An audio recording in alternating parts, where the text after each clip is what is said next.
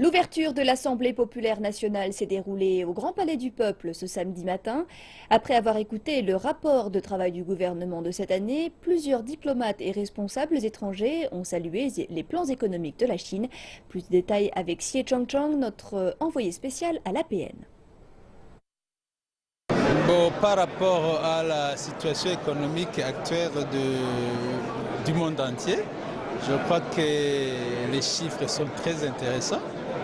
Surtout que ces chiffres qui tiennent compte de la situation économique de la population de la Chine.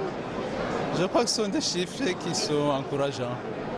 Surtout à ce moment où tout le monde fait face aux problèmes économiques.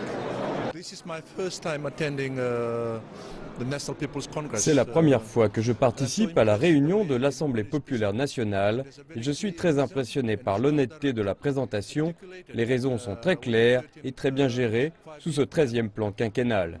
Je pense que la focalisation sur l'amélioration de l'économie pour la prospérité du peuple et de la nation est très claire et que c'est réalisable grâce à la direction stratégique de la Chine, du commandement du président Xi Jinping et du gouvernement chinois. Je pense que c'est très clair et que tous les objectifs pourront être réalisés sous le 13e plan quinquennal.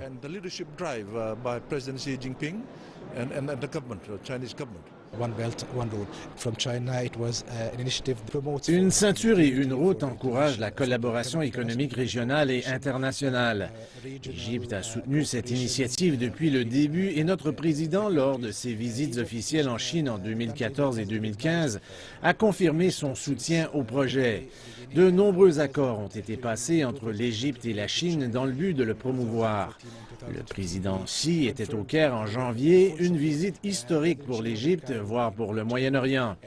Elle a permis aux deux dirigeants de discuter des progrès obtenus au cours des 2 dernières années depuis la naissance du projet, ainsi que des moyens d'améliorer la coopération bilatérale économique dans le cadre de l'initiative Une ceinture et une route.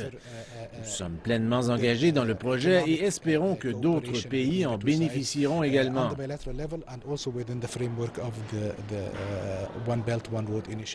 China is at a very important period in their development because La Chine traverse une période de développement critique car elle passe d'une économie basée sur les exportations, l'investissement et la production de masse à une économie basée sur la consommation.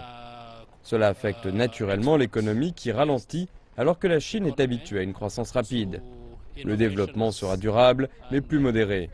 Aujourd'hui, ils ont dévoilé un rapport sur l'année dernière qui indique une croissance à 6,9%, alors qu'elle était à double chiffre auparavant. Toutefois, il n'y a pas de menace pour la Chine car tout a été prévu et le pays est préparé.